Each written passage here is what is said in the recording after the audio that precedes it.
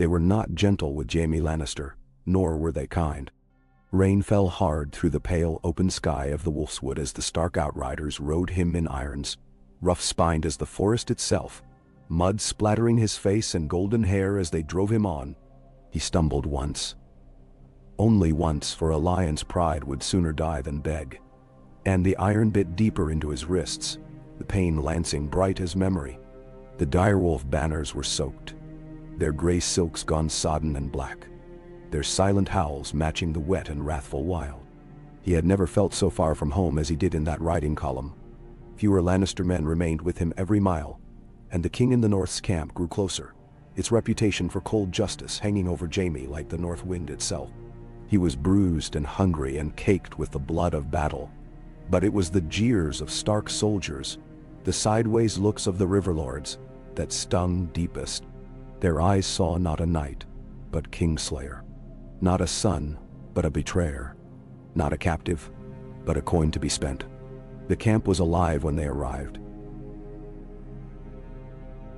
Hundreds of men, thousands even, spread across wet earth and thick pines.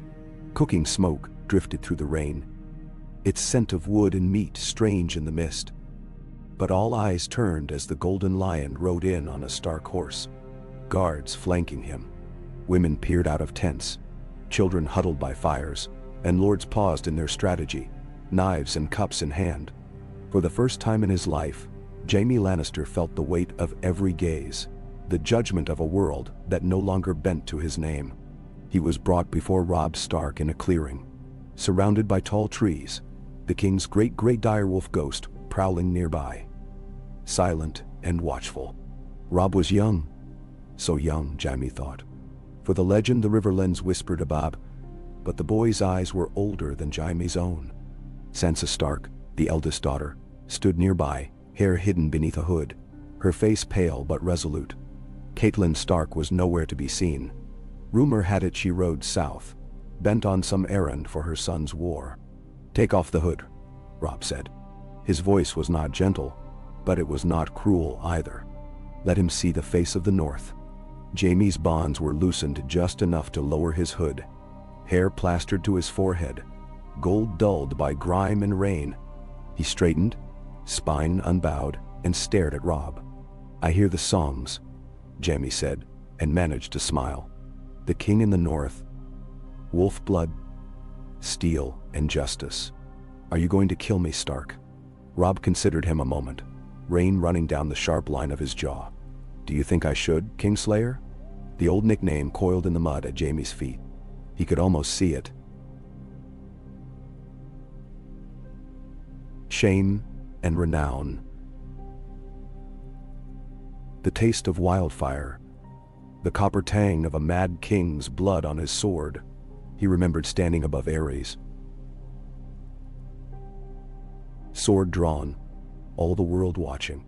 "You would make a martyr of me, and a villain too," Jaime said, though his voice was rough from the ride. "Or you could use me. I am worth more alive to your mother, to your war." Robb's eyes flickered, but the wolf beside him only bared its teeth, pale and sharp. "Do you bargain for your life? I bargain for usefulness." Jaime let his smile slip, forced the weariness from his voice. "The North is losing, Stark. The Lannisters outnumber you. Your lords grumble. The Freys hunger for blood.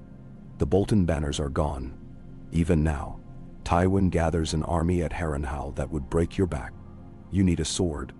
I have one." Then Vermander. He felt the shifting attention of the lords, the quiet, rustling whisper that passed among them.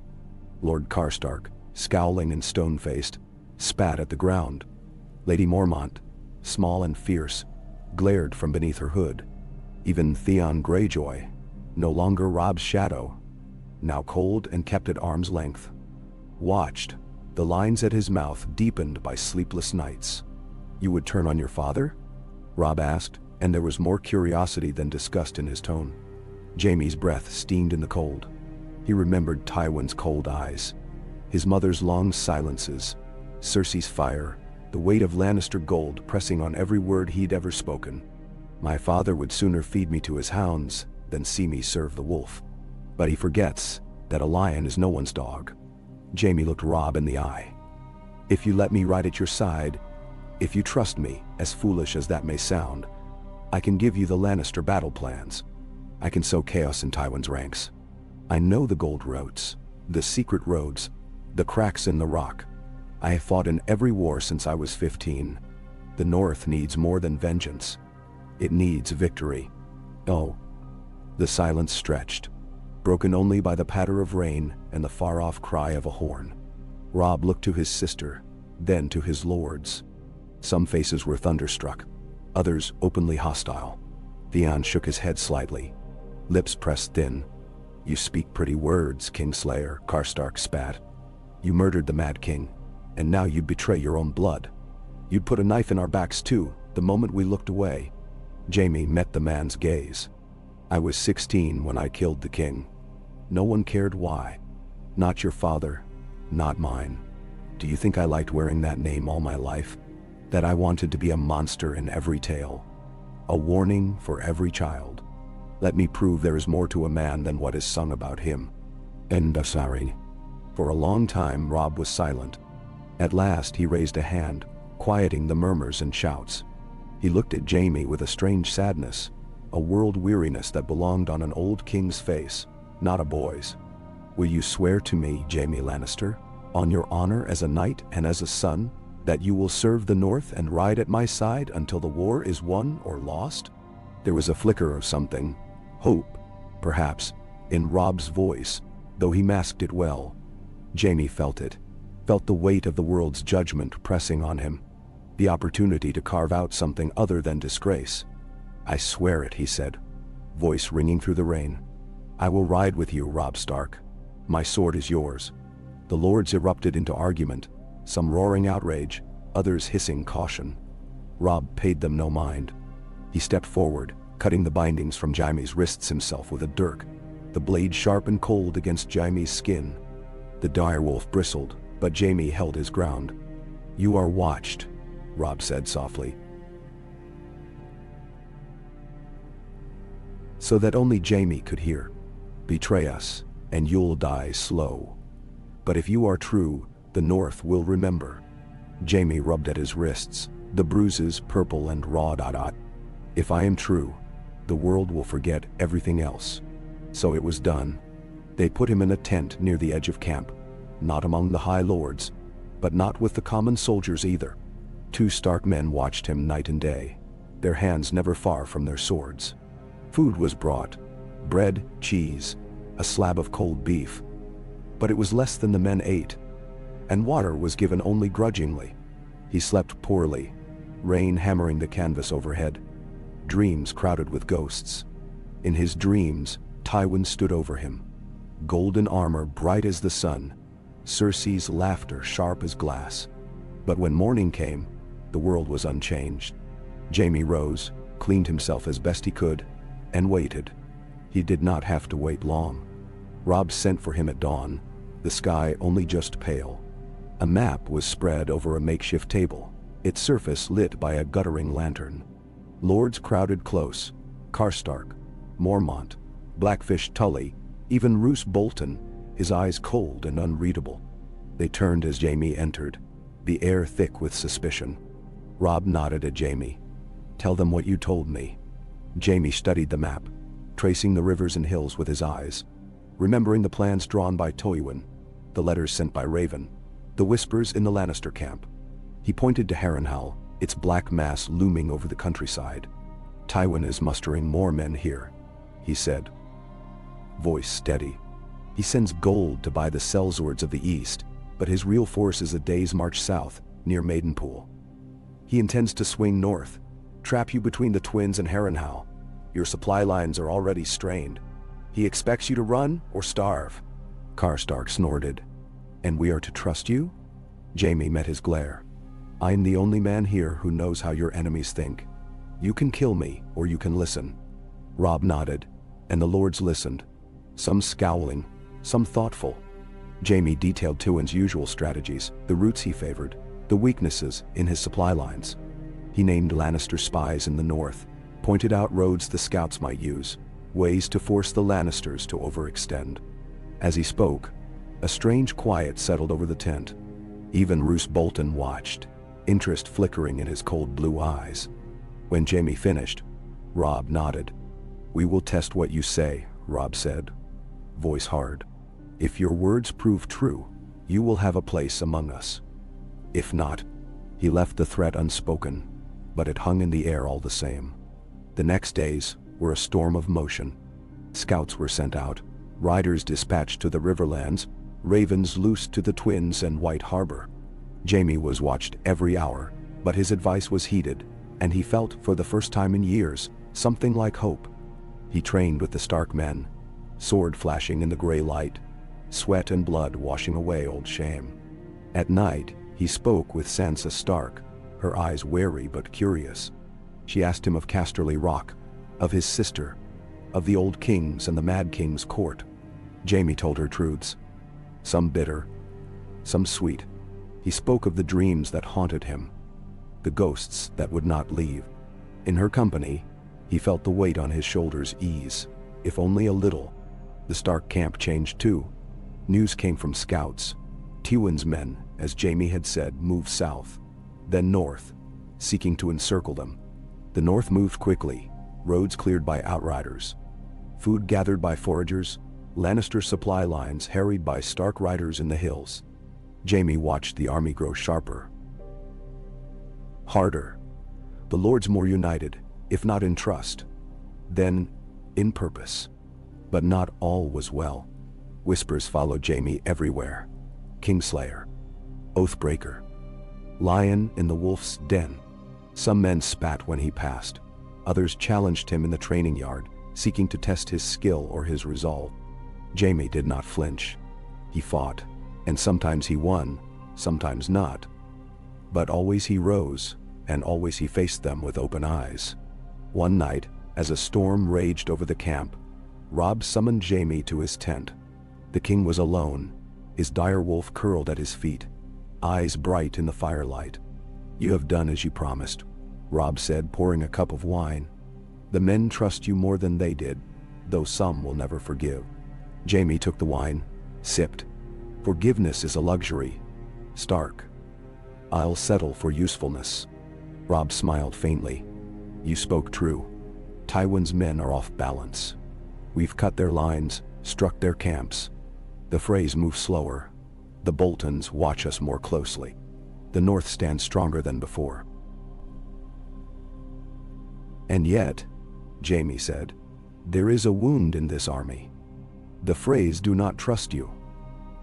Roose Bolton watches you as he would a wolf caught in his own snare.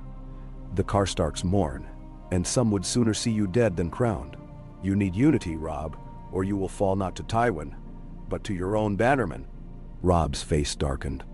"And you, Lannister? What would you do?" Jaime drained the wine. "Find the crack in your enemy's armor, and in your own. You cannot win alone. Make peace with those who hate you most, even me."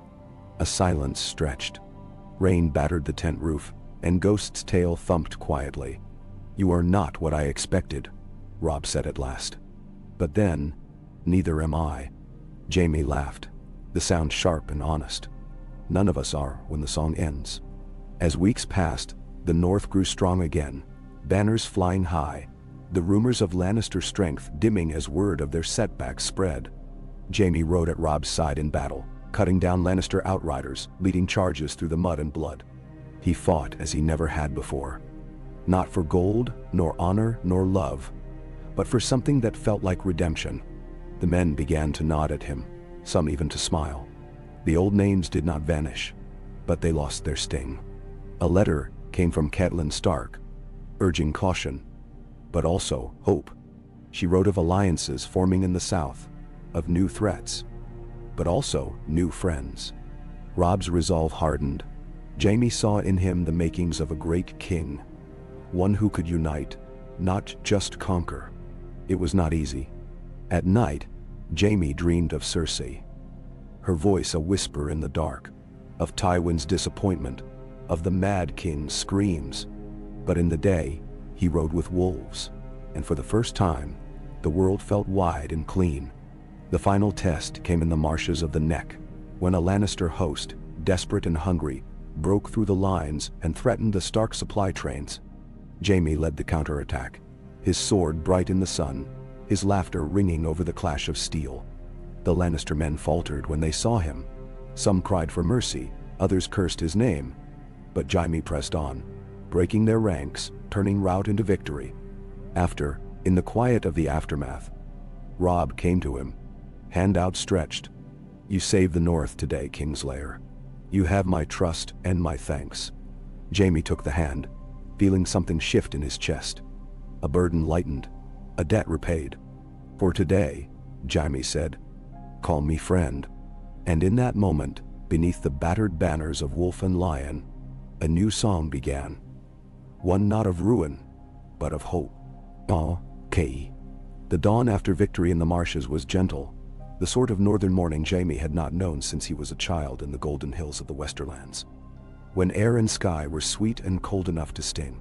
In the neck, mists coiled low over the rivers and willows, softening the mud and battle-scarred earth. The wind carried birdsong, and if Jaime closed his eyes, for a moment he could pretend that the world had never known war or treachery. But memory was relentless, and so was the future. The camp was already awake, the North's army moving like a single animal, mending wounds and repairing shields, collecting their dead and binding up their living. He rose from his pallet, sore and stiff, pulling his battered mail over a linen shirt. His sword belt hung nearby, the weapon itself oiled and shining. A gesture from one of Robb's men, silent but meaningful. Jaime buckled it on with practiced ease, testing the balance, feeling the weight that had once been his only companion. When he stepped outside, a hush fell over the nearby tents. Men looked up, watching him with wary curiosity. Some nodded in silent greeting, and a few even offered a respectful word. "Sir Jaime," they said, as if trying the name for the first time in years. A squire hurried up, a boy of no more than 14, dark hair plastered to his brow. "The king wants you." "Sir Jaime." "The lords are gathering by the river." Jaime nodded, and the boy fell into step beside him as he crossed the camp. The North's banners hung limp and rain-damp, but they were proud still, and everywhere was the evidence of discipline. Fires banked low, horses picketed neatly, archers sharpening arrows, while the smiths beat dents from breastplates. He passed the Mormonts, grim-faced as always, the Karstarks, who glared at him but did not spit, and the Tallhearts, whose eldest son had fallen yesterday, face pale and drawn as his kinsmen buried him. By the time Jaime reached the riverbank, the lords were already deep in discussion. Robb stood among them, his bearing grave but unbowed, the great gray wolf at his heels. Roose Bolton was there too, eyes hooded and calculating, with Lady Mage Mormont beside him, her arms folded, chin set with quiet defiance. Lord Karstark lingered near the edge, lips pressed to a scowl, his patience worn thin by grief and long marches. Robb glanced up as Jaime approached. "You're awake," he said. "Good. I'd have your counsel if you'd give it." It was a small thing, a courtesy, but it carried the weight of trust. Jaime inclined his head, letting the words settle in his chest. "Of course." "What news?" Bolton answered, his voice smooth as old velvet. "Our scouts bring tidings from the west. Tywin's host is moving, but slowly. He split his strength, half marches for the Trident, half remains at Harrenhal, likely waiting for word from the capital. The Freys report movement near the Twins, though their missives are as vague as ever." Robb's jaw worked. "And our losses?" Lady Mormont's voice was flint. "Fewer than expected, thanks to the charge. We lost 200 men at the marshes, mostly to arrows and mud. The Lannisters lost thrice that." Karstark's fingers curled into fists. "Not enough. Tywin has 10 times our number and gold enough to buy a kingdom. We bleed him here, but every day he grows stronger." "Menti." Jaime studied the faces around him, seeing anger and fear in equal measure. "Your victories have sown doubt among the Lannister ranks. If Tywin divides his host, he is worried. About me, about the possibility that Casterly Rock is vulnerable. He cannot trust all his bannermen, not now. If you press him, Strike quickly before he gathers. You might force him into error. Bolton's eyes narrowed. You propose we march west? We are far from our own supply lines, and the riverlands grow restless. Not west, Jaime said. He pointed to the map, tracing his finger along the green fort. Strike south, toward Harrenhal. Take the castle before Tywin can reinforce it. It will give you a stronghold, a base from which to threaten his rear. If Tywin turns back, his men will lose faith. He cannot be everywhere at once. And now, Robb considered this in silence. Behind him, ghosts stalked the shadows, eyes burning like embers. The wind rattled the leaves overhead, and Jaime found himself remembering another war. Another map spread out beneath a flickering candle, his father's voice cold as the grave. You would counsel us to move fast, risk everything on one throw of the dice, Robb said at last. I would counsel you to seize the chance that Tywin's pride offers you, Jaime replied. He will not expect it. He thinks the North slow, cautious, divided. Prove him wrong, and he will make mistakes. Karstark's scowl deepened, but Lady Mormont nodded, her eyes keen. The boy speaks sense, Robb. We cannot win a war of attrition. Strike hard, and the wolves will feast. Roose Bolton's mouth twisted in a cold smile. Very well. We ride for Harrenhal at dusk. I'll have the scouts prepare the way. Ben? The council broke, the lords peeling off to issue orders, to gather men and horses, to steel themselves for the march ahead. Robb lingered by the water, gazing out over the slow, muddy river. Jaime waited a respectful distance, watching the king's face, a study in weariness and resolve. After a moment, Robb spoke, voice quiet. You've given much, Kingslayer. More than I would have thought possible once. My men begin to trust you. Even Theon, for all his bitterness, admits you ride like a Northman. Jaime allowed himself a wry smile. My mother always said I'd end up far from home one way or another.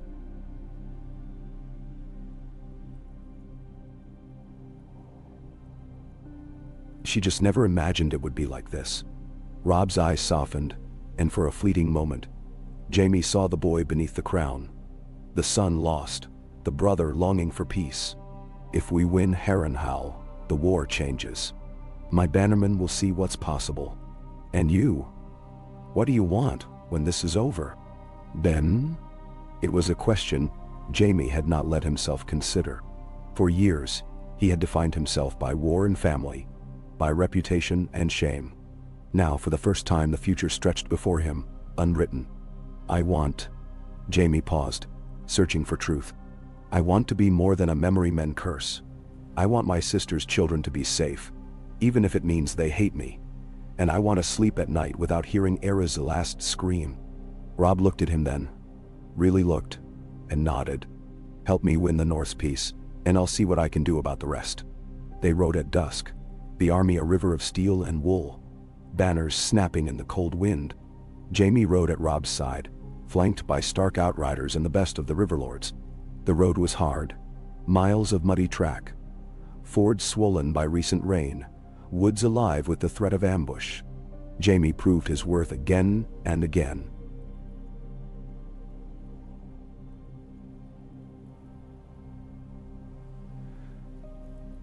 Sniffing out Lannister scouts, setting ambushes, advising on when to strike and when to hold back. He slept little, ate less, his dreams haunted by the ghosts of the Red Keep. But in the waking world, he felt more alive than he had in years. One night, as they camped by the ruined holdfast of an old vessel, Sansa Stark found him tending his horse. She was changed since Winterfell, quieter, yes, but steeled by hardship. The blue of her cloak was deep as the dusk, her hair bound up, a few loose strands escaping. You ride as one of us now, Sir Jaime, she said, voice soft but clear. Jaime bowed his head, more out of respect than habit. Not all would agree, my lady. Her eyes found his, and in them he saw understanding, and the weight of all she had lost. The North remembers kindness, and so do I. You kept faith when you could have run. He tried to smile. There are worse fates than riding with wolves. I've seen them, A flicker of sadness crossed her face. When the war ends, what then? Will you return to Casterly Rock? He looked to the firelit horizon, searching for a shape in the darkness. If the world allows it, or perhaps I'll make my own way far from rock and wolf both. She stepped closer, her hand light on his forearm. Her voice a whisper meant only for him. Whatever you choose, Sir Jaime. Remember you have a friend in the north.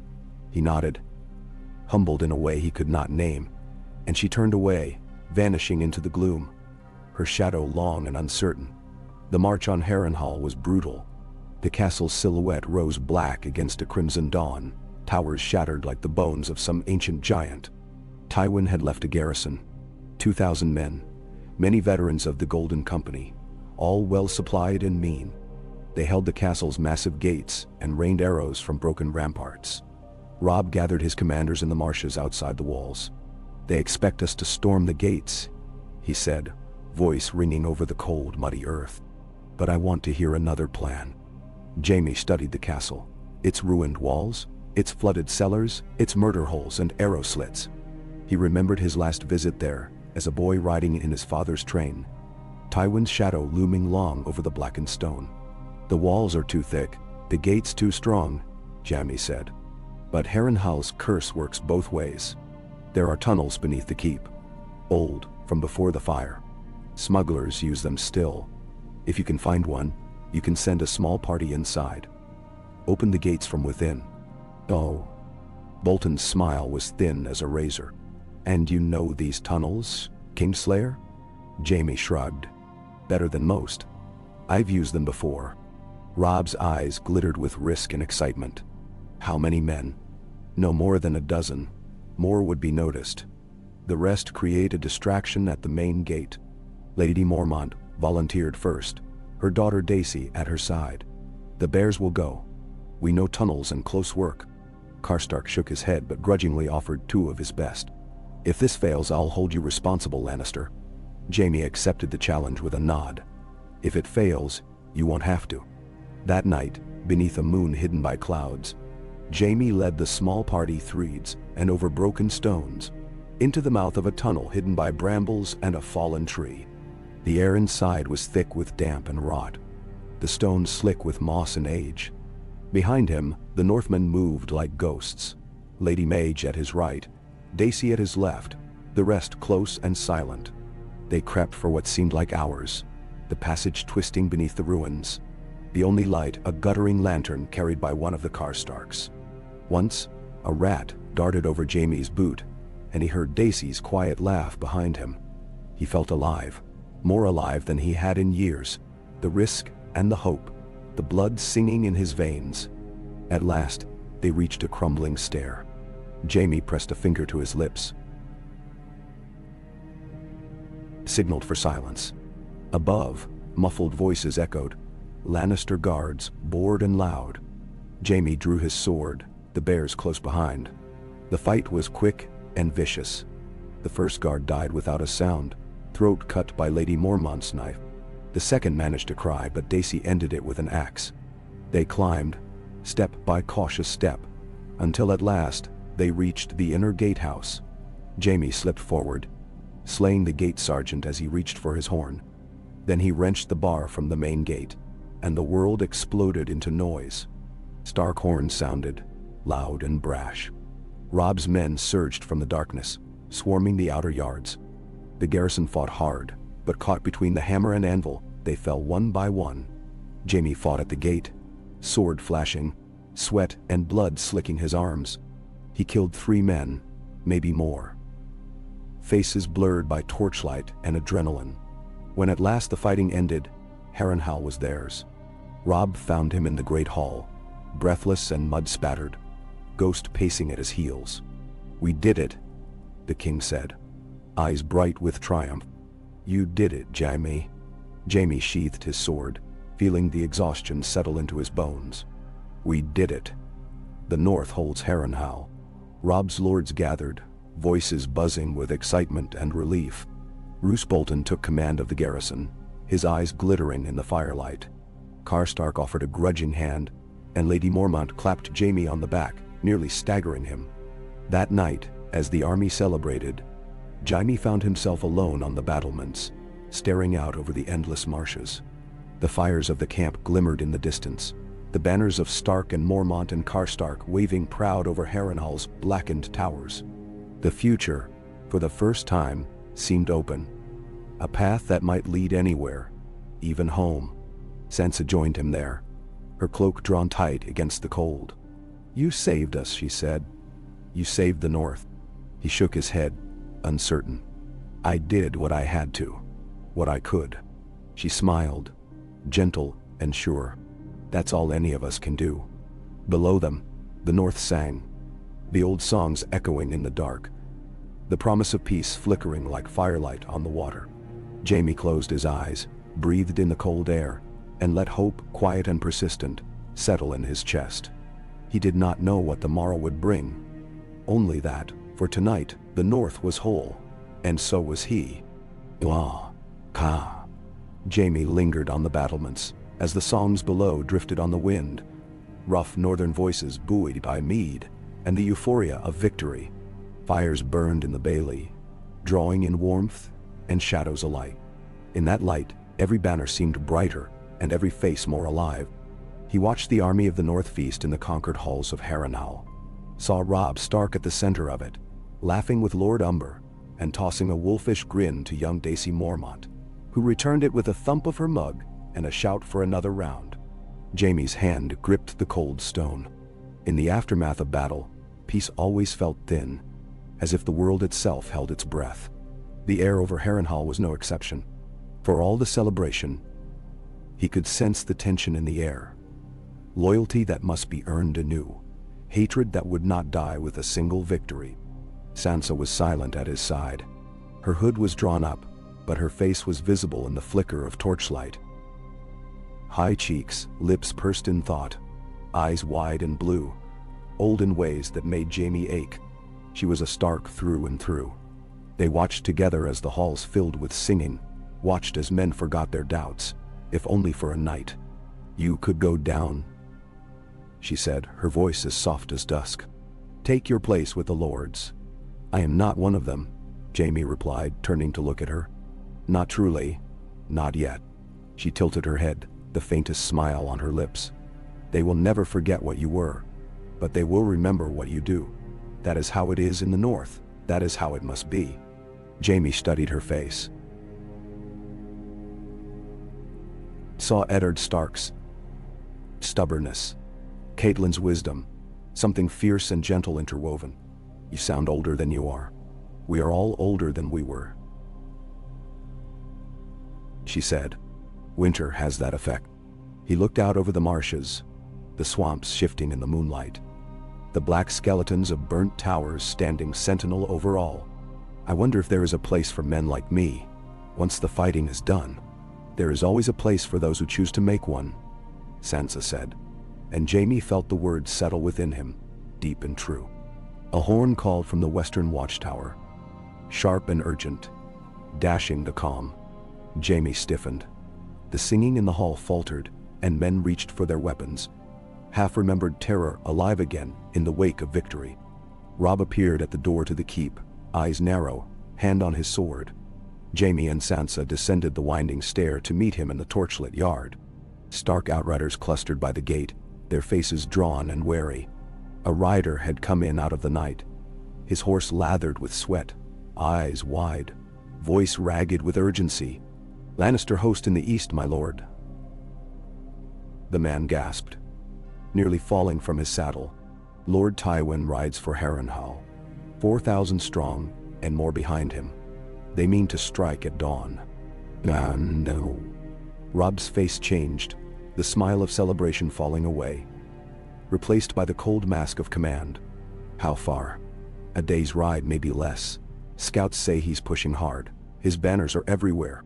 Robb's mind was already working, calculating risk and reward. He looked at Jaime. "Well, Kingslayer, is this Tywin's hand or is it bluff?" Jaime's thoughts flickered to the past, to every time he had watched his father move armies like chess pieces. If he pushes this hard, he means to take Harrenhal by storm.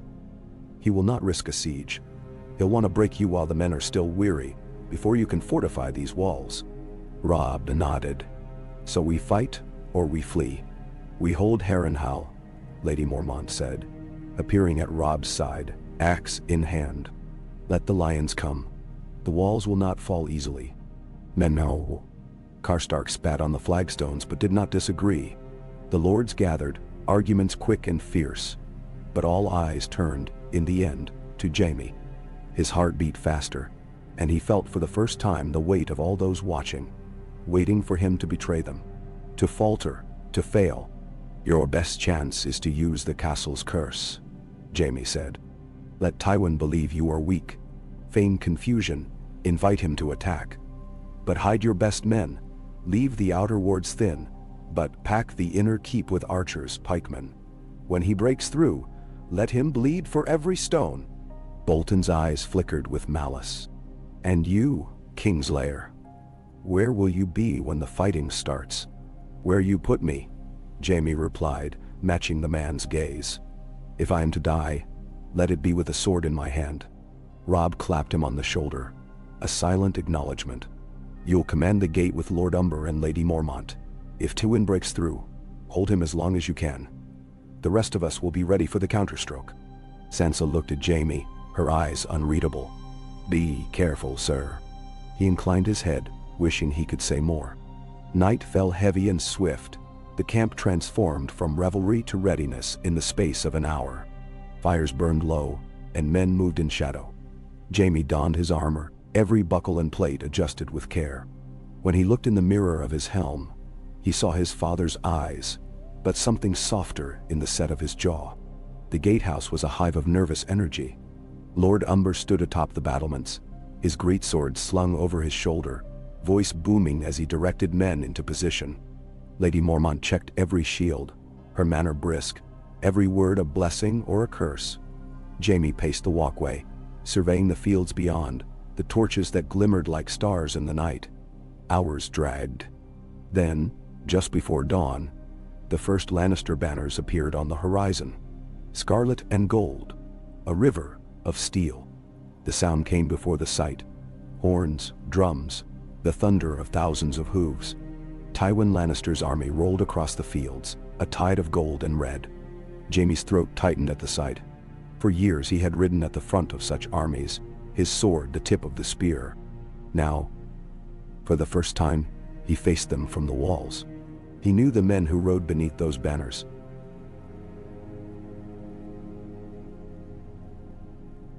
Sir Adam Marbrand, quick and clever. Sir Kevin, his uncle, dogged and loyal. The Sellswords from Essos, hungry and cold. Somewhere in that host, his own blood rode. If the wind carried, he fancied he could almost hear Cersei's voice in the clamor. Tywin was not a man to waste words or time. The assault began as the sun crested the edge of the world. A sudden storm of arrows, bolts hammering the ramparts. Lannister foot poured into the outer wards, shields bristling, spears leveled. Siege ladders thudded against the walls. The North's archers loosed from hidden slits, cutting down the first waves. But still the pressure mounted. Jaime moved from tower to gate, shouting orders, sword in hand. Twice he rallied wavering lines, once dragging a wounded boy behind the parapet. He fought not with the easy arrogance of old, but with a furious precision, every blow measured, every command given with the knowledge that trust was a fragile living thing. Lord Umber roared defiance from the gatehouse, rallying the pikemen as Lannister rams battered the oaken iron doors. Lady Mormont fought at his side, her axe swinging in great arcs, blood and mud flying. The men looked to Jaime, and he did not fail them. He was everywhere at once, steel and voice, the echo of an old legend reborn. For hours the battle raged. Twice, the Lannisters broke into the lower yard, only to be thrown back by the North's reserve. Every street a killing ground, every doorway a last stand. In the confusion, Jaime caught sight of his Uncle Kevin, armor splashed with blood, shouting for his men to hold. Their eyes met, and Kevin's mouth dropped in astonishment. Jaime saluted with his blade, then turned away, driving the Lannisters back with steel and fire. In the great hall, Robb commanded the reserves. moving men where the need was greatest. Bolton watched every move, eyes narrowed. Karstark's men formed the last bulwark at the rear, ready to sweep down if the gate fell. Sansa and the other women tended the wounded, their hands red, their voices steady. The tide of battle surged and ebbed, the sun wheeling high, the ground running with blood. Still, the Lannisters pressed. At midday, Tywin himself rode to the front, his golden armor glinting, his banner streaming. He raised his sword, and the last, fiercest assault began. The main gate shuddered beneath the ram, the hinges groaning. Jaime stood atop the battlement, sword raised, as the oaken doors splintered. Lannister spearmen flooded in, a river of red and gold. Jaime met them at the head of the stairs, Lord Umber at his right, Lady Mormont at his left. "Hold!" Jaime roared, his voice ringing above the clash. The first rank met them, spears stabbing, swords flashing. Jaime cut left, then right, ducked a wild swing and drove his blade through a Lannister's throat. Umber's sword rose and fell, cleaving helms. Lady Mormont barreled into the fray, her axe biting deep. The fighting was chaos, a blur of steel and pain. Jaime lost track of time, lost himself in the rhythm of survival, parry and strike, thrust and withdraw. He felt blood on his face, his own or another's he could not tell. He took a wound to the thigh, another to his left forearm. But he fought on. At last a horn sounded, Robb's call, the signal for the counterattack. Karstark's men swept down from the upper wards, driving the Lannisters back, hacking and thrusting. Robb himself appeared in the yard, Ghost at his side, his sword bright with sunlight. The North rallied to him, and for a moment, the tide turned. Jaime found himself facing Ser Adam Marbrand, the man's face set in a mask of regret. "I should have killed you at River Run," Adam spat, slashing low. Jaime parried, drove forward, matching him blow for blow. "Too late for regrets, Adam." The duel was fierce, two masters at work, but Jaime was the better man. He feinted left, caught Adam off balance, and sent him sprawling. The Lannister spearmen wavered, seeing their captain fall. Across the yard, Tywin pressed forward, his personal guard around him. Jaime fought his way toward his father, each step a struggle. He saw the old man, face hard as stone, eyes unreadable. "Father!" Jaime shouted, driving back a Lannister guard. Tywin stared at him, gold and steel, the image of every Lannister lord for 100 years. "You shame yourself, boy," Tywin said, voice carrying over the carnage. "You shame our name." Jaime hesitated, only for a heartbeat, and in that moment, a Lannister knight lunged at him. Jaime twisted aside, blade flashing, and the knight fell. He met his father's gaze. "I serve the realm now," Jaime called, and there was no pride, only truth. Tywin's mouth twisted in disgust. "Then die with the wolves." He turned his horse, signaling retreat. The Lannister banners began to fall back, the line crumbling. Northmen surged forward, driving them from the yard, hacking at the stragglers. The battle was won. Jaime staggered, bleeding, to the side of the gatehouse. Robb appeared at his side, face flushed, sword dripping red. "You did it," Robb said, gripping Jaime's arm. "You held." Jaime nodded, too tired for words.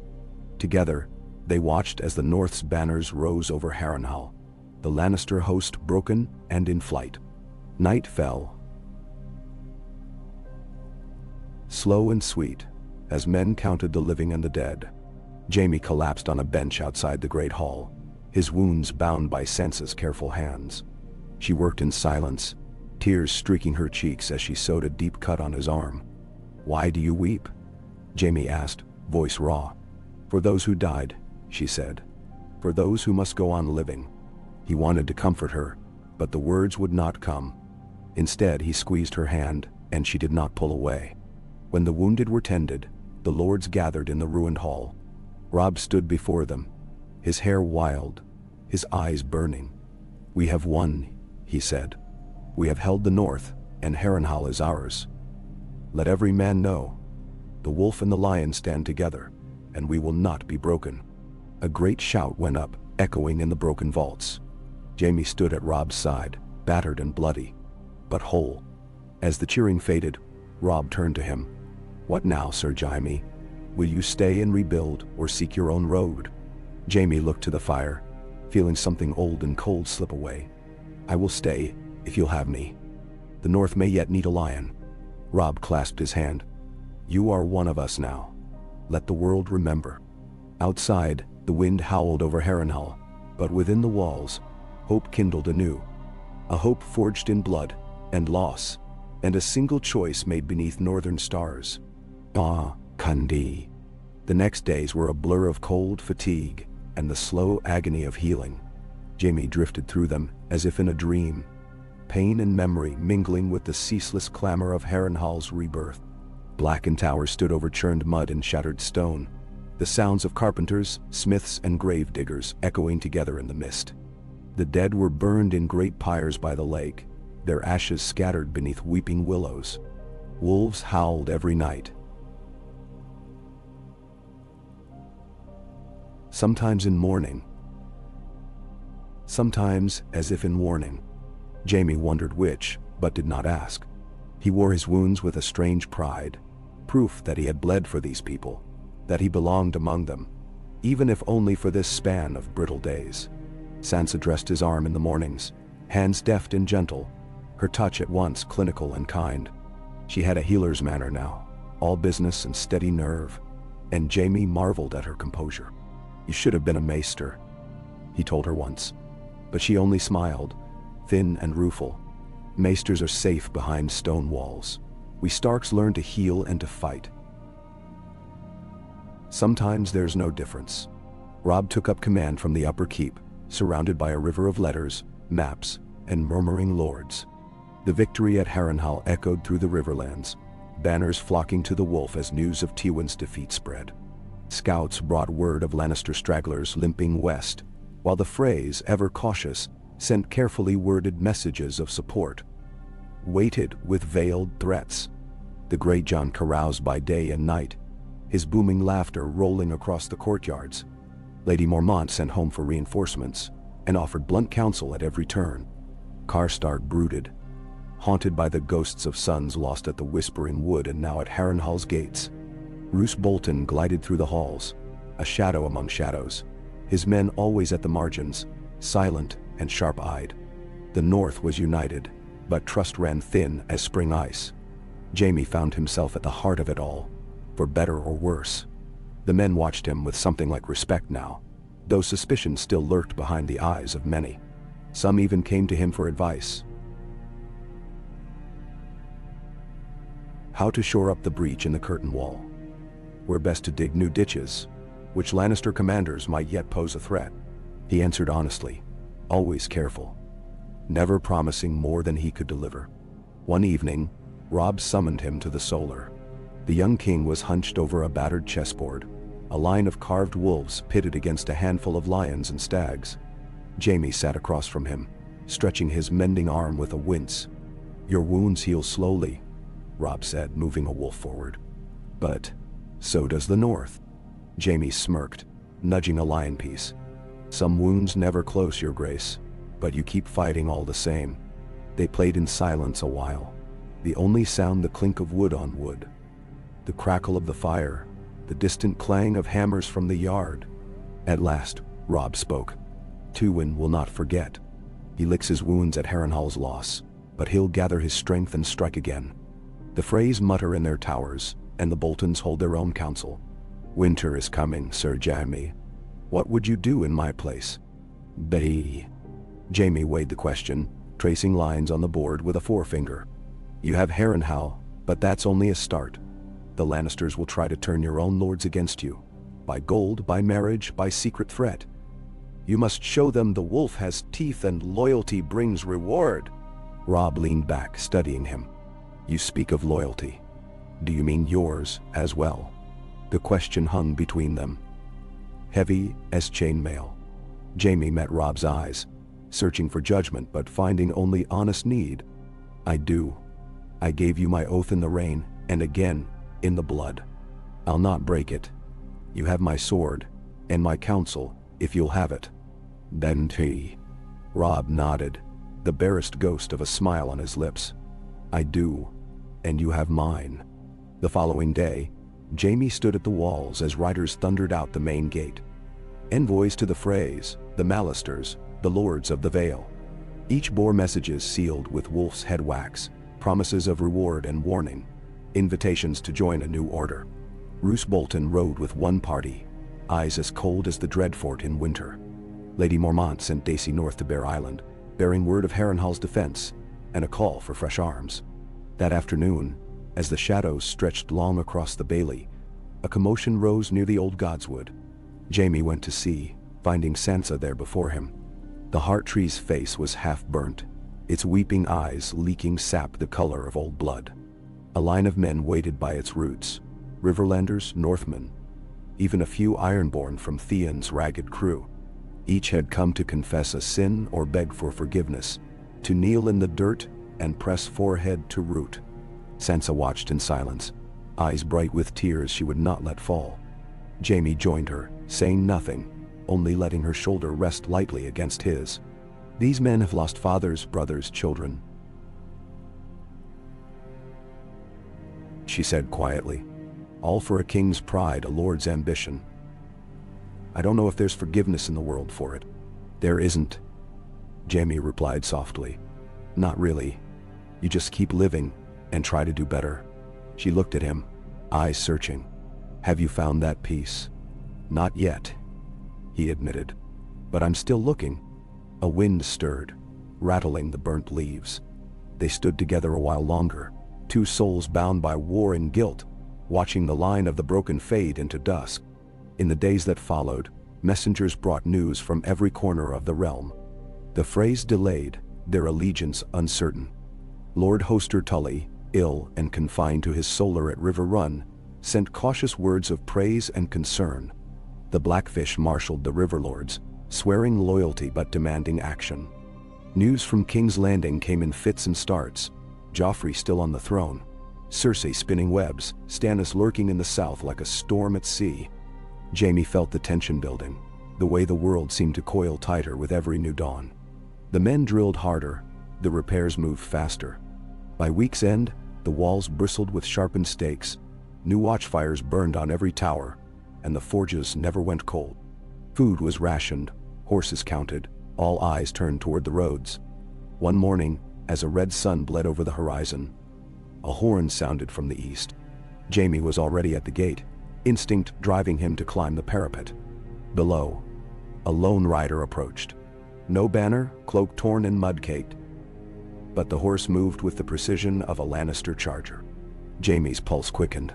He called for archers, but Robb himself soon arrived, ghost padding silently at his heel. The rider pulled up, lowering his hood. Sir Kevan Lannister, Jaime's uncle, pale and worn but unbowed. "I come under a flag of truce," Kevan called, voice ringing across the cold morning. Robb nodded. "He may approach." Jaime descended to meet him, every muscle tense. Kevan's eyes softened as he looked on his nephew, but there was no warmth in his words. "You're a long way from home, Jaime." "I go where I'm needed," Jaime replied. Kevan's lips twisted. "You shame the lion with this madness." Robb stepped forward. "Why are you here, Sir Kevan?" Kevan straightened, the weight of duty evident in every line. "Tywin Lannister wishes to speak. He offers terms." A silence, broken only by the wind and Ghost's low growl. "What terms?" Robb asked. Kevan hesitated, gaze lingering on Jaime. "He offers safe passage north for every Stark and Riverlord here, in exchange for Jaime's return. No hostages, no tricks. He will withdraw to Casterly Rock and sue for peace." A shiver went through the crowd. Jaime looked at Robb, waiting.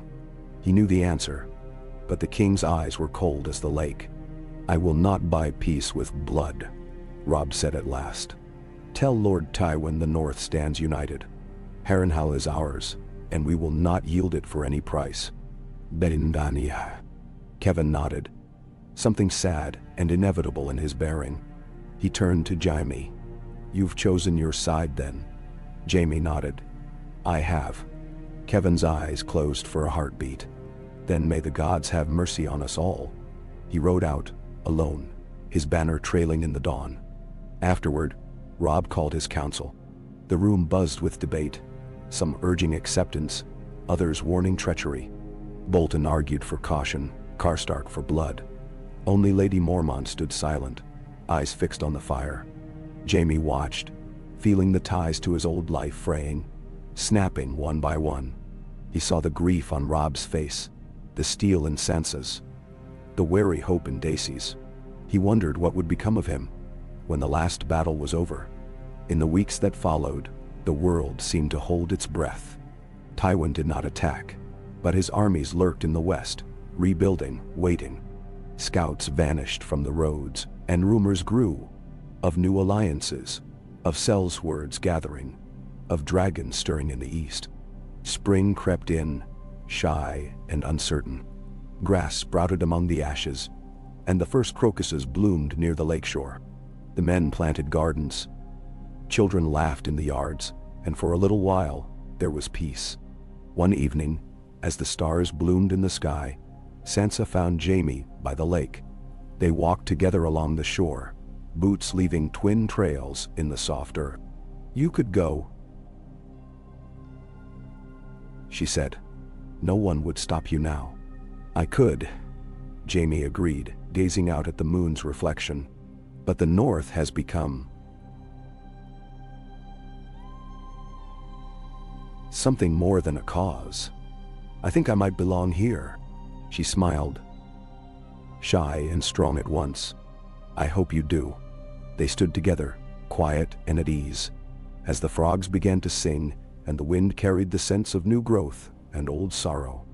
In that moment, the war felt far away, and Jaime allowed himself to hope, not for forgiveness perhaps, but for a life rebuilt from the ruins. The world would turn again, as it always did. Tywin would come, or not. The lords would scheme, and the seasons would change. But for now, the North stood, and so did he, bruised, battered, but unbroken. And so, beneath the stars and the ancient towers, Jaime Lannister, once the Kingslayer, now something else, walked the quiet shores of a new life, searching for peace in a world that had forgotten the meaning of mercy, but not of hope. Ka. Ravens came and went each dawn, wings slicing through gray air. Their shadows brief over the pocked courtyards and muddy lanes of Harrenhal. The castle felt less like a fortress now, more like a town in slow recovery, a place of aching bodies, voices raised in laughter or argument, the scrape of saw and hammer in every yard. Jaime walked the battlements in the mornings, testing his arm and leg, nodding to guards who eyed him with careful respect.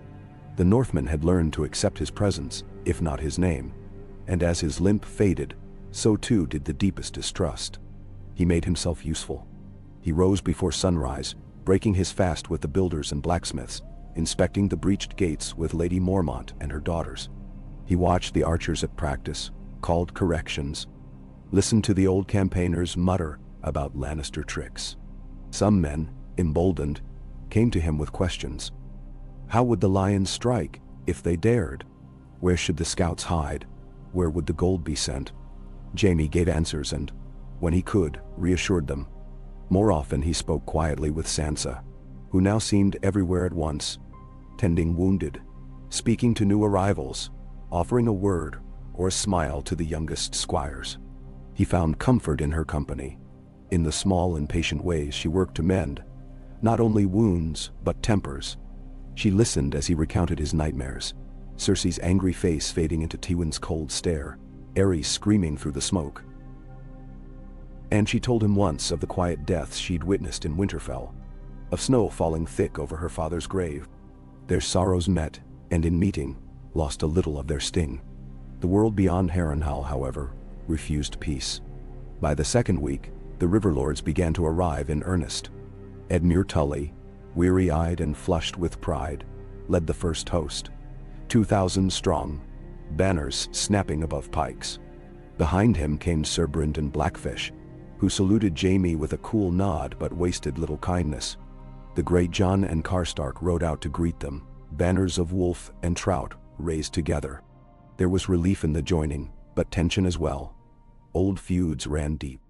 In the shadowed alcoves and torchlit halls, lords debated the shape of the next campaign. Edmure argued for driving west to River Run, retaking his home and the Red Forks crossings. The Blackfish wanted to ride hard for Seaguard, cutting the Lannister supply from the coast. Karstark pressed for vengeance, his grief turning every word to stone.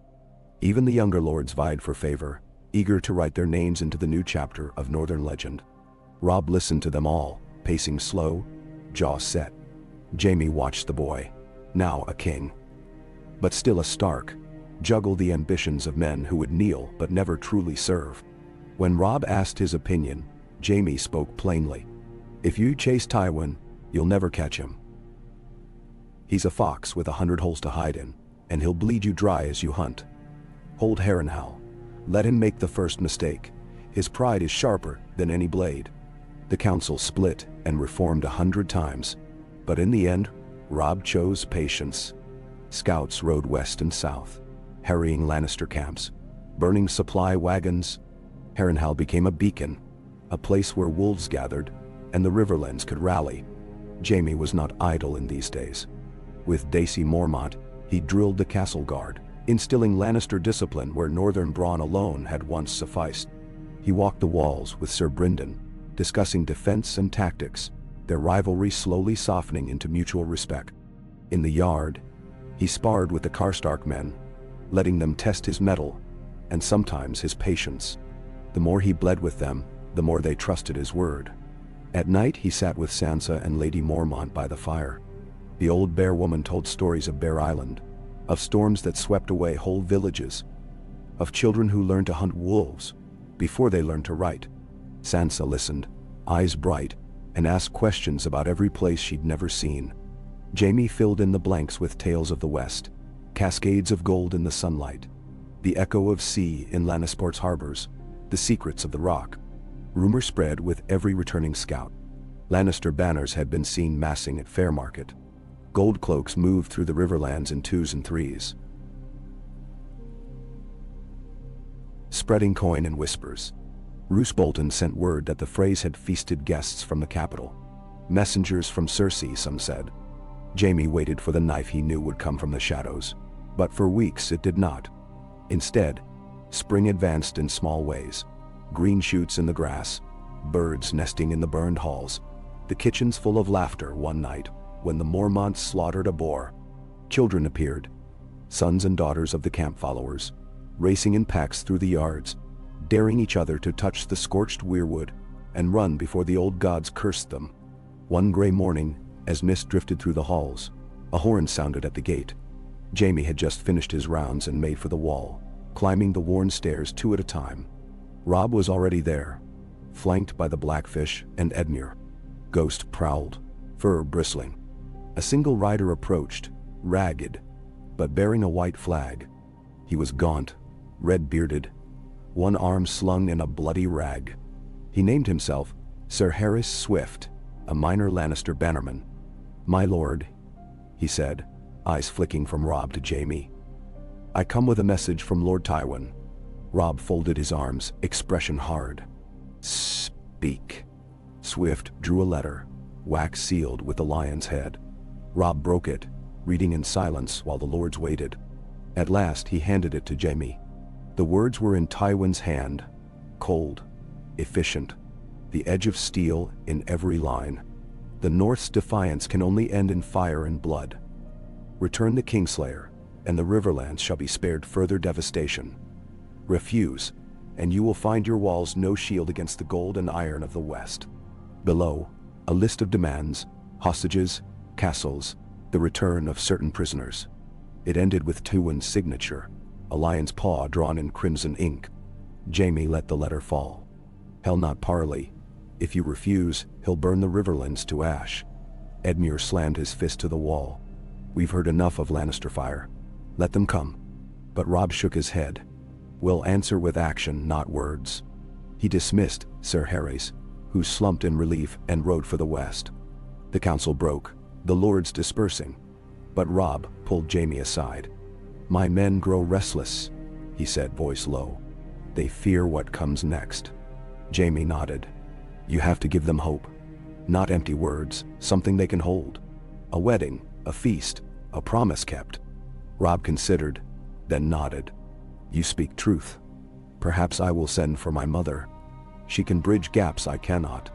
The days rolled by. Harrenhal grew ever more crowded, and the war became a contest of nerves. Tywin sent probing attacks. A small host that tested the southern wall. A cavalry sweep that harried the foragers. Bands of archers that set fire to outlying farms. Jaime rode out with the Blackfish, cutting off one such attack, and earning a grudging clap on the back. In every fight, Jaime took pains to spare his old comrades where he could. Though war rarely allowed such luxuries. One night, word came from the north. Daisy Mormont rode in. Her horse lathered and her face drawn. Trouble at the twins,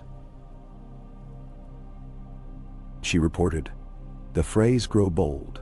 There are whispers of marriage, Stark to Frey, or Frey to Lannister.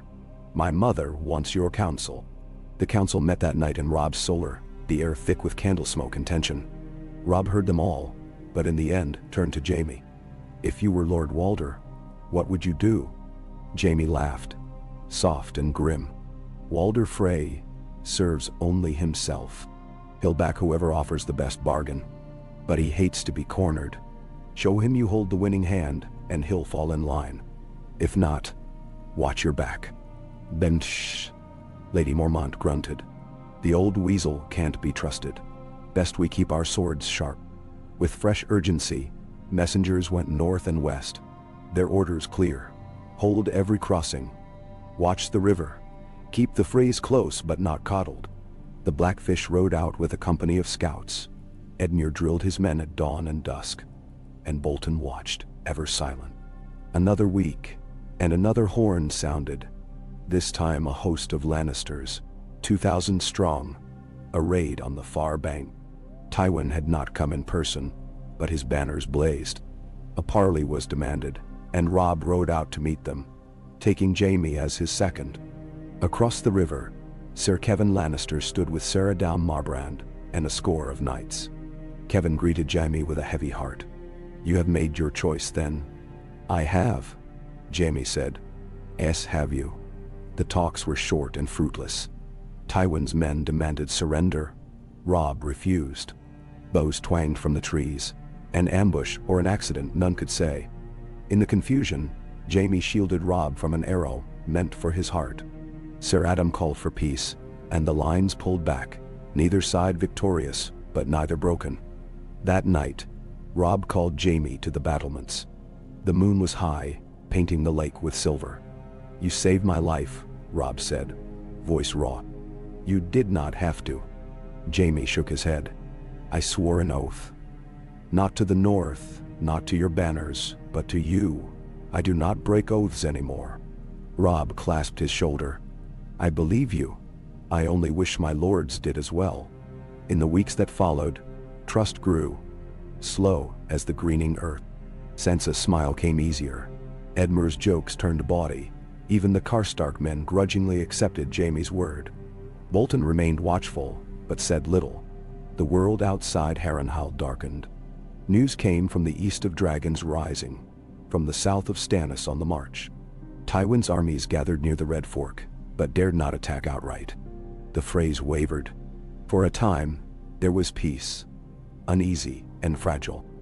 Jaime took comfort where he could, riding the green fields with Sansa, teaching squires the ways of the sword, watching Robb grow into the mantle of king. Sometimes at night, he thought of Cersei and the golden halls of his youth. But the memories were less sharp now, less bitter. The North had changed him. He hoped he had changed in turn. One dawn, as the river fog burned away, Sansa found him by the old godswood, sword laid across his knees. Will you stay when the war is done? She asked, voice trembling. Jaime looked into her eyes and, for the first time, did not hesitate. If you'll have me. She smiled, radiant in the pale light, and took his hand. They stood together beneath the scarred heart tree, two survivors in a world that had nearly forgotten how to forgive. And as the spring sun rose over Harrenhal, painting the banners with gold and crimson and gray. Jaime Lannister, once Kingslayer, now Oathkeeper, let himself hope that the world could be made new again, if only for those who dared to fight for it. The mists clung to Harrenhal's towers, softening the broken bones of the ruined castle as spring ripened into summer. Each dawn the sun found new scars, stone patched and repatched, banners stitched and mended, warriors walking the yards on crutches or with fresh scars on their faces.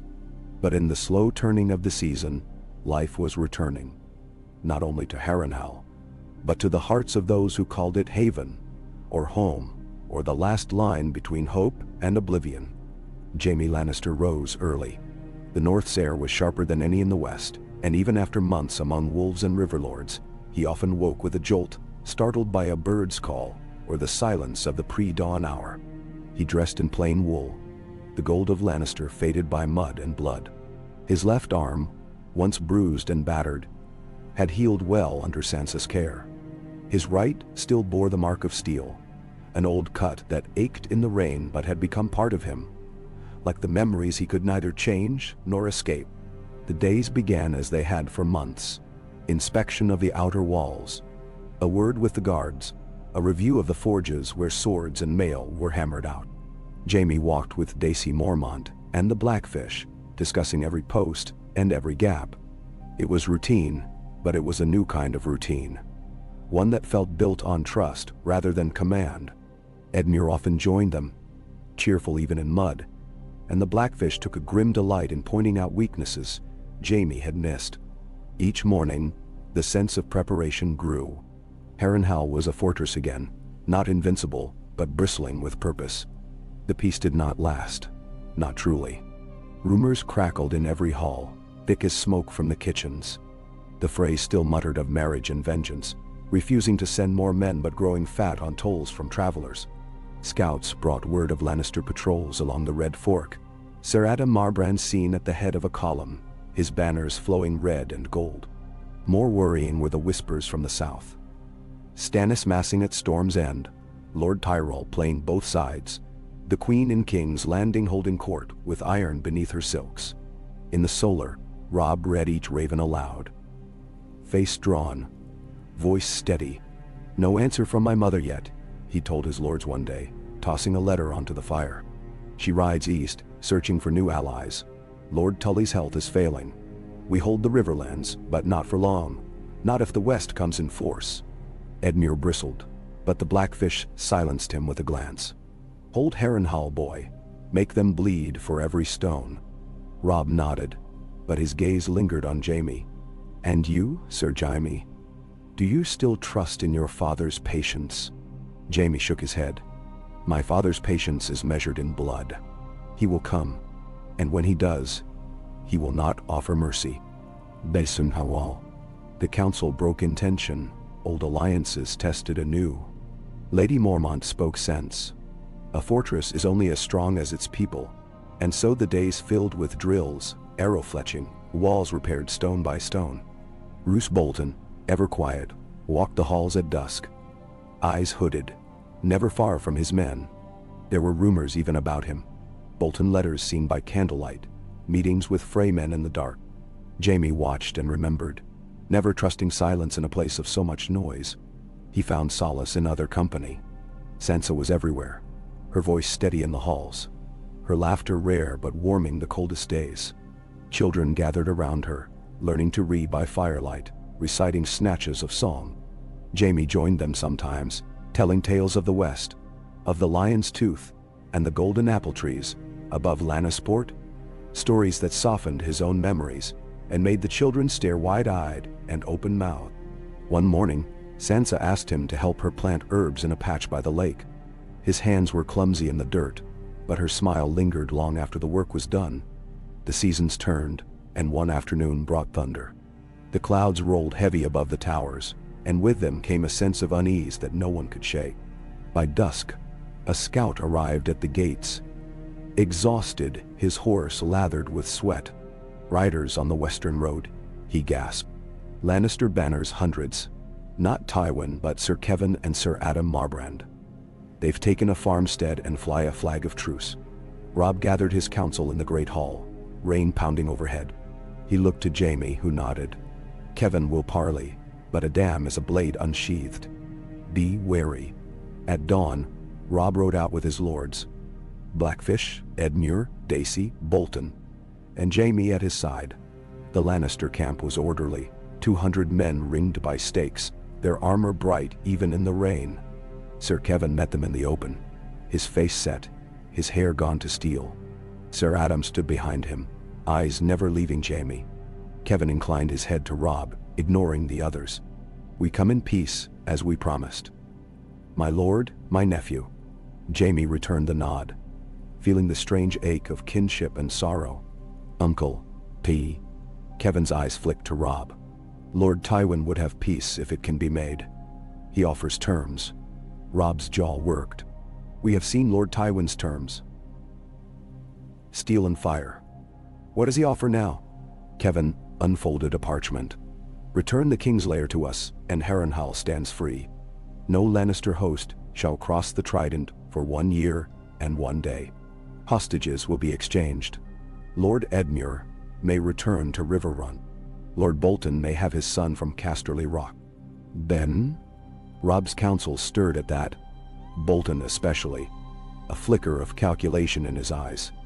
Jaime felt Sansa's eyes on him, even though she was far behind, waiting with the others at the crest of the hill. Robb answered simply, no. Sir Jaime is a guest of the North, not a bargaining chip. If Lord Tywin wants peace, let him prove it. Withdraw from the Riverlands, send hostages of his own, and swear fealty to the king in the North. Adam Marbrand laughed, the sound harsh. You bargain from a seat of ashes, boy. Winter will bury you. Robb's reply was colder than the rain. Perhaps, but we are not alone in this world. The parley ended in stalemate. Kevan's face was sorrowful as he took Jaime's hand in farewell. You could still return, he said softly. If not to your father, then to your kin. I would see you safe. I am safe here, Jaime replied. Not certain if it was true, only that it was truer than returning to the gold and iron of his father's camp. That night, Harrenhal braced for siege. Scouts reported Lannister movement on both banks of the lake. The Blackfish doubled the watches. Edmure drilled the men by torchlight. Lady Mormont stalked the ramparts with her axe, hair wild in the storm wind. Bolton was gone half the night, returning near dawn, cloak sodden. He spoke little, but his eyes met Jaime's in the passage, cold and sharp as new ice. By week's end, the Lannister camp was reinforced, 1,000 men in gold surcoats, siege ladders ready. The air crackled with anticipation. Robb gathered the lords one last time in the solar. The Blackfish wanted to strike at night. Edmure wanted to hold the walls. Dacey pressed for a sortie. Bolton, silent, offered no plan. Robb turned to Jaime, voice strained. Your father's men mass at our gates. They will not wait long. Jaime studied the map, remembering every detail of Harrenhal's old defenses. They will assault the eastern wall at dawn, but that is a feint. The main attack will come from the south, through the old postern, if they can find it. There is a tunnel there, half collapsed, but a determined host could use it. The Blackfish nodded. We block the postern, hold the walls, let them exhaust themselves. Then when they fall back, we counter, burn their siege lines, strike at their baggage. Robb stood. So be it. You and Dacey hold the postern with 50 good men. The rest hold the walls. At my signal, we strike. No. That night, Jaime prepared as for every battle. He checked his armor, sharpened his blade, saw to the men. He found Sansa in the Godswood, kneeling beneath the scarred heart tree. If I fall, he told her, voice raw, tell the world I stood by you.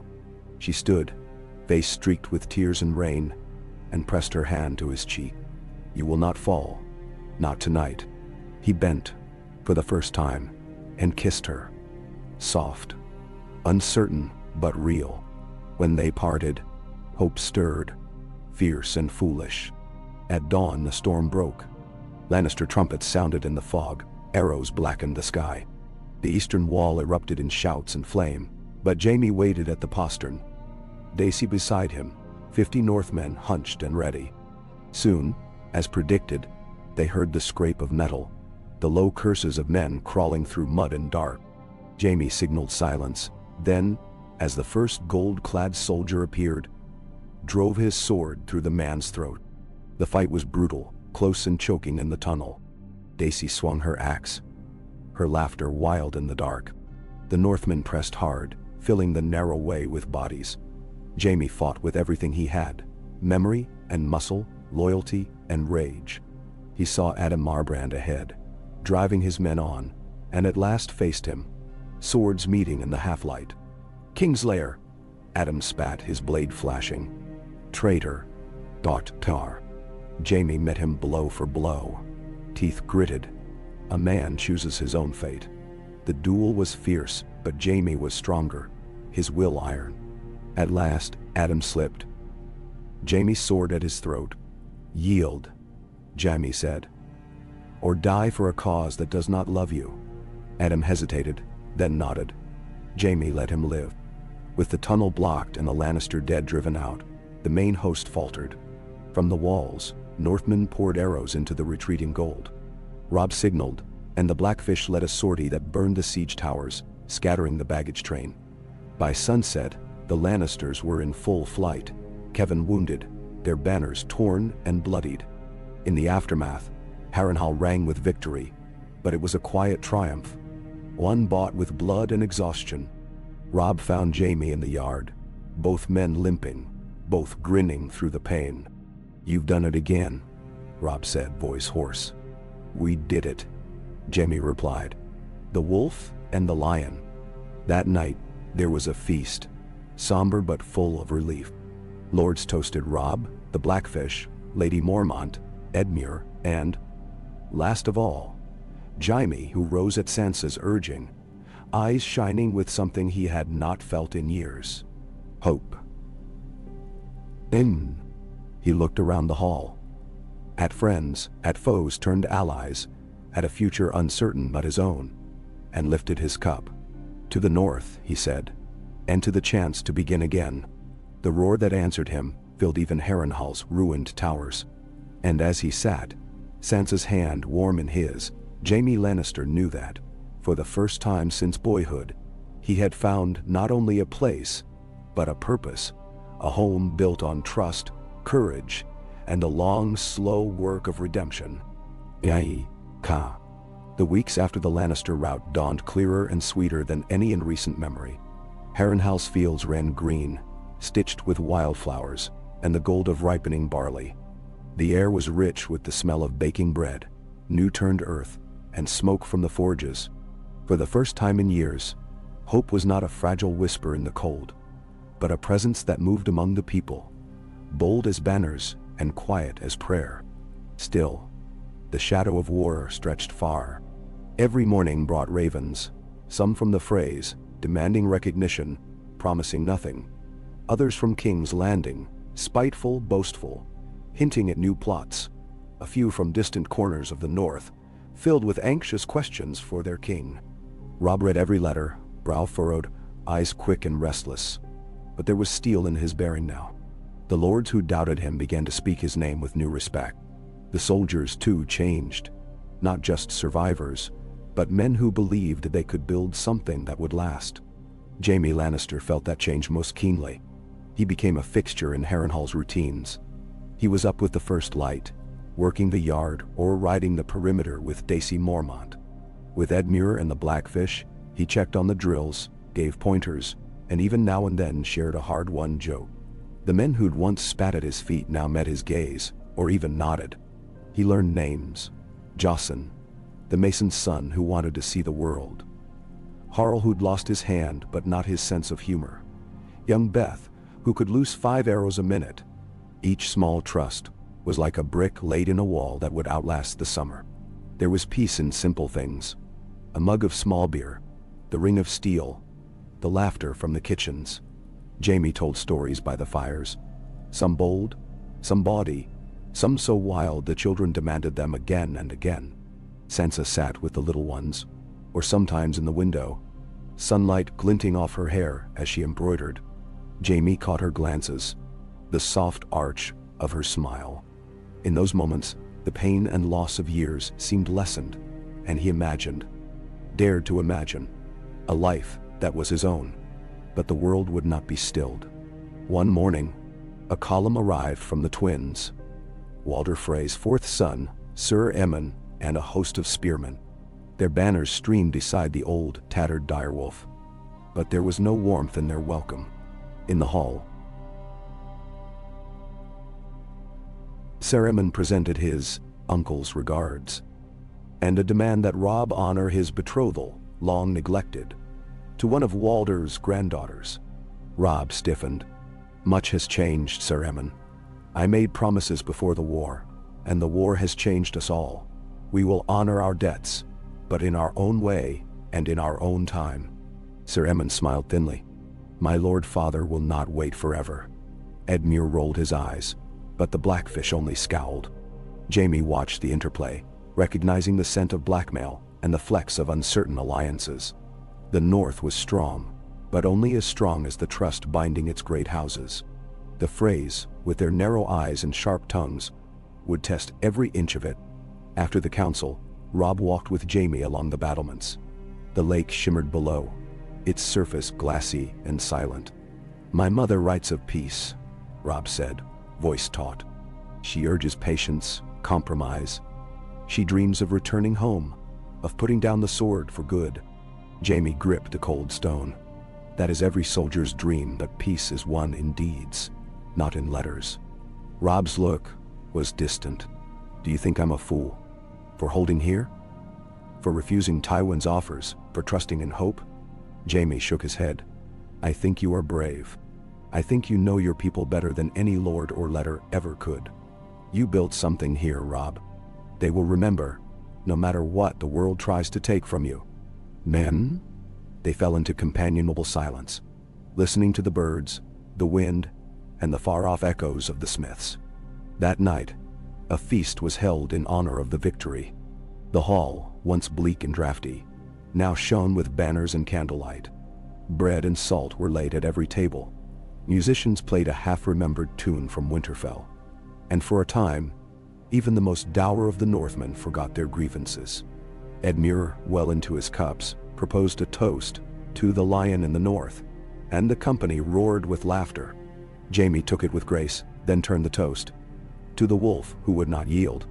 Sansa sang an old song, clear and unafraid. Her voice steady even as the tears shone in her eyes. Later, in the quiet, Sansa found Jaime in the Godswood. The night was warm, moonlight painting silver shadows on the grass.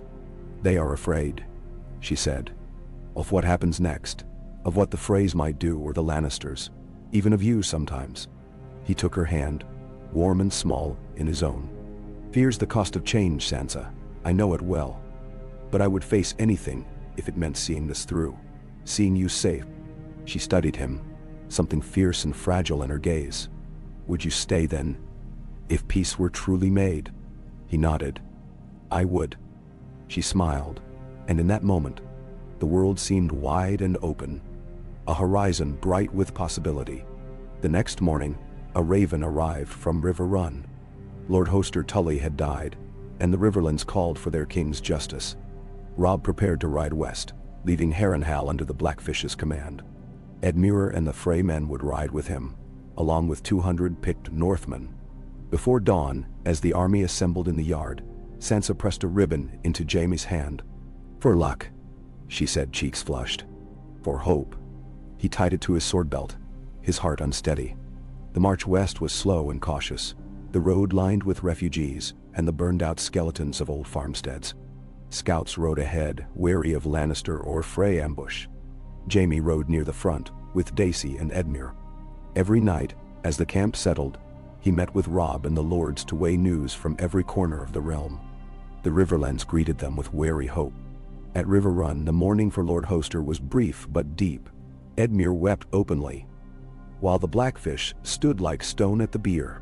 The local lords came, Lannisters, Brackens, Blackwoods, each pressing grievances and demands, but all united in one thing: that the North should not abandon them to Lannister revenge. Sir Emon Frey pressed his case, but Robb stalled. "We are here to mourn, not to wed," he said. "When the war is won, I will keep my word." That night, Jaime walked the ramparts, looking over the Red Fork's black water.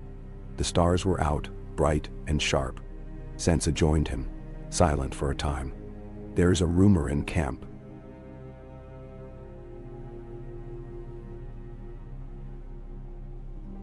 she said at last, "that Tywin marches again. That he has new allies. Some say he seeks a treaty with Old Town, or even the Reach." Jaime nodded. "He will not stop. He is the sort of man who would burn the world to save his legacy. But he underestimates you. He underestimates the North." She smiled, faint and hopeful. "And you, Jaime? What of your legacy?" He thought of golden halls, of a father's silence, of a sister's smile gone hard as steel. He thought of Harrenhal's laughter, Sansa's hand in his. "I think I have found it here," he said. "Not in glory or in songs, but in what we build each day." She leaned into him, resting her head on his shoulder. For a long time neither spoke. The days that followed brought news of war and news of peace.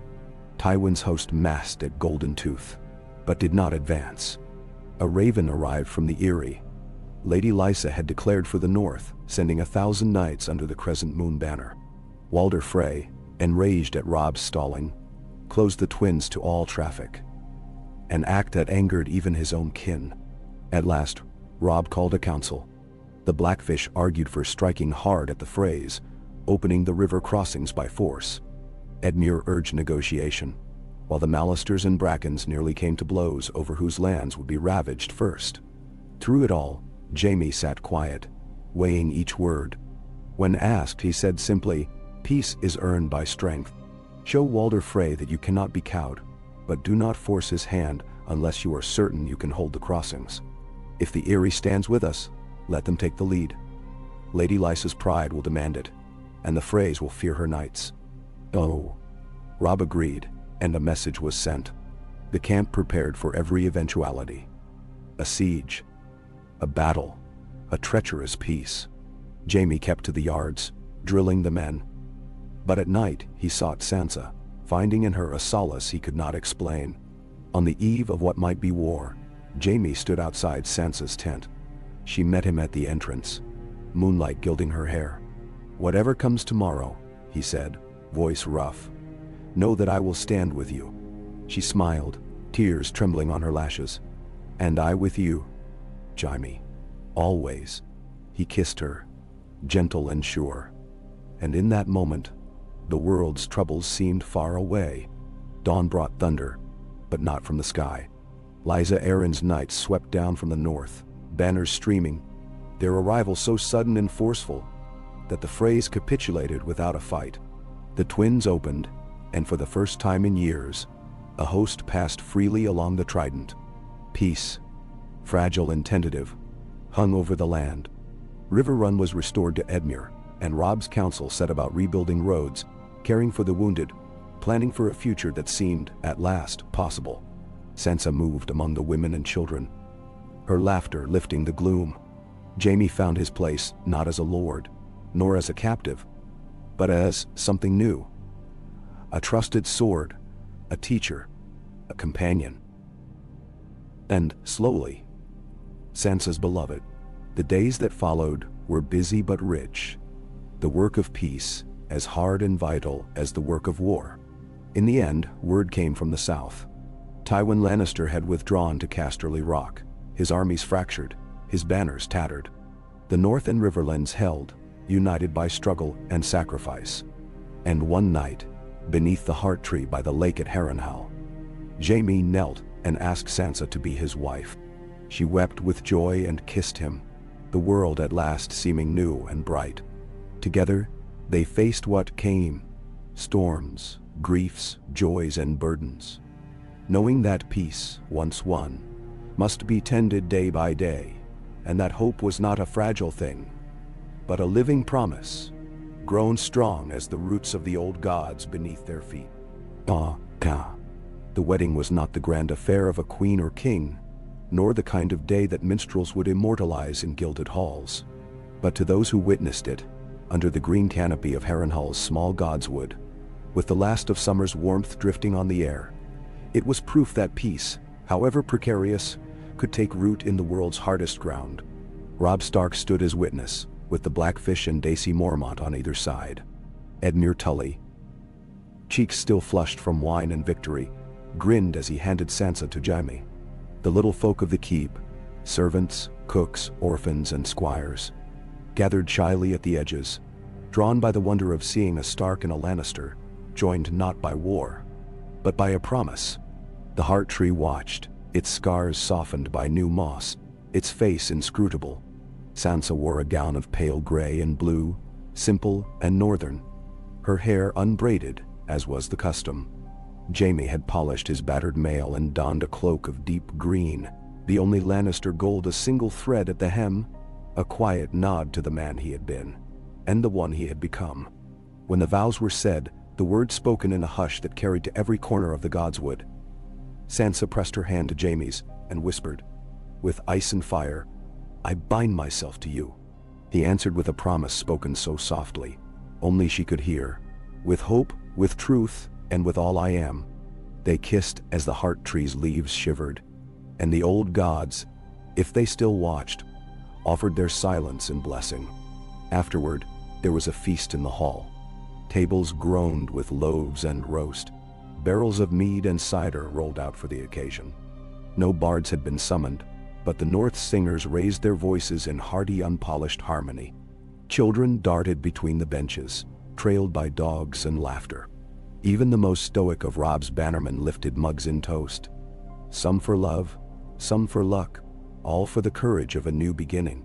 Robb stood, glass in hand, and the hall quieted. "Tonight, we honor not only a marriage, but the end of old hatreds.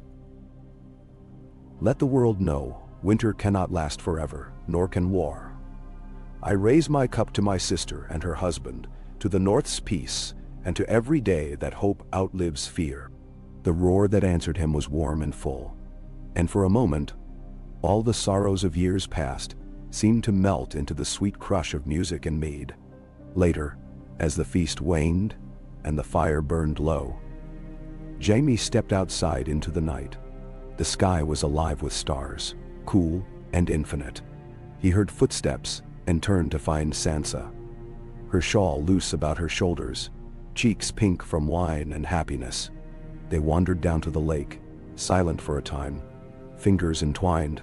The waters gleamed, moonlit, lapping softly at the reeds.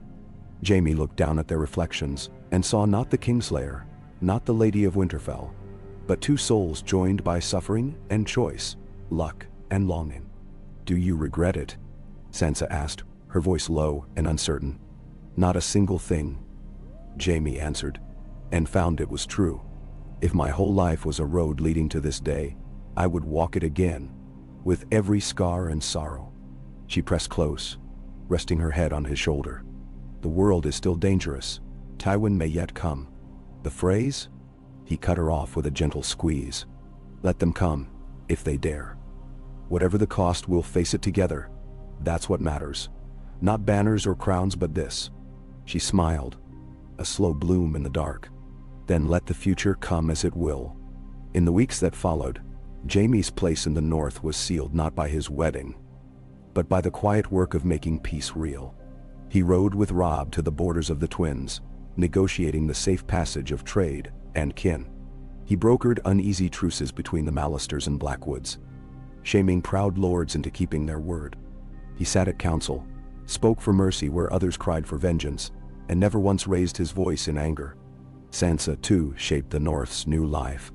She established a school for the children orphaned by war, taught the art of letters and songs, mended quarrels and hearts alike. At her urging, kitchens were opened to the hungry, and justice was meted with as much kindness as law would allow. She was a Stark, but she was also something new. Unyielding, patient, a healer with the steel of her mother, and the wisdom born of pain. It was not easy. Even as the harvests came in and new villages were raised, there were those who watched with suspicion. Some of the older Northmen never warmed to Jaime, refusing to meet his eye or take his word without Robb's echo. More than once, he found direwolf sigils carved on his door, or old curses muttered behind his back. But he answered each slight with patience and resolve, and slowly, even the hardest hearts thawed. One cold morning, a raven arrived with the seal of King's Landing. The letter was short, written in Cersei's elegant hand. Jaime, I hear you've wed a wolf. The realm will never forgive you, nor will I. Come home and bend the knee, or be counted forever my enemy. See? He read it twice, then set it to the fire. Sansa found him watching the flames consume the parchment. She said nothing, only took his hand, and together they watched the letter's ashes swirl upward, lost to the wind. News came from every quarter. The Tyrells content in the south, Stannis brooding in the storms, the Vale steadfast in its allegiance. In time, even Walder Frey grudgingly sent congratulations, accompanied by a cartload of trout and a veiled threat couched as a joke. Best keep the wolf and lion separate, or you'll wake to a pile of bones, his letter read. Robb laughed, and the North laughed with him. Yet nothing was ever quite safe. A band of outlaws struck near the Green Fork, burning fields and slaying a dozen men before vanishing into the hills. Jaime led the hunt, tracking them through mud and briar, and when he found them, half-starved, desperate, but cruel, he offered terms. Some accepted mercy, others died with steel in hand. That night, he returned to Harrenhal, blood on his cloak, and Sansa bathed his wounds in silence. Peace is never given, she said, tying the bandage firm. It must be won, again and again.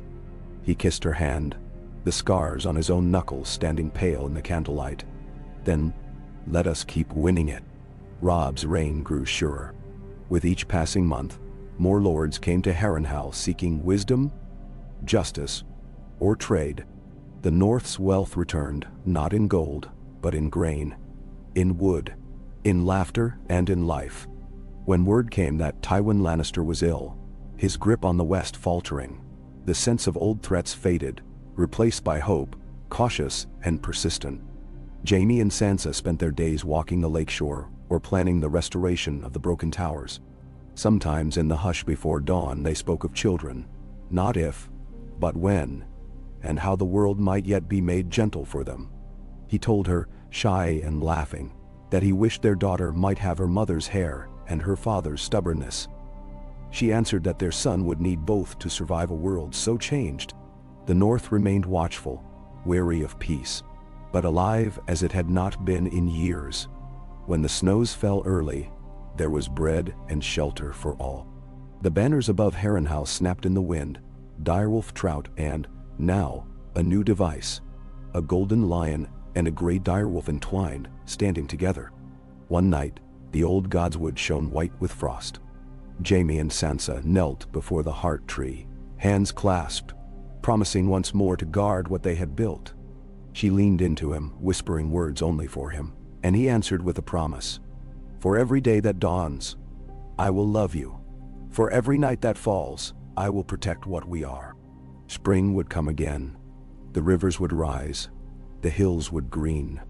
And in the heart of Harrenhal, in halls once haunted by blood and shadow, the laughter of children echoed, proof that the future, like hope, could be born anew from the ashes of old wounds. So, the tale of Jaime Lannister, Oathkeeper of the North, and Sansa Stark, Lady of Hope, was not a tale of perfect peace, nor of unending joy, but of two souls forging a life, battle by battle, day by day. In a world that remembered only wars and loss, they made something new. A home, a family, and a promise that the past was not the only thing worth remembering.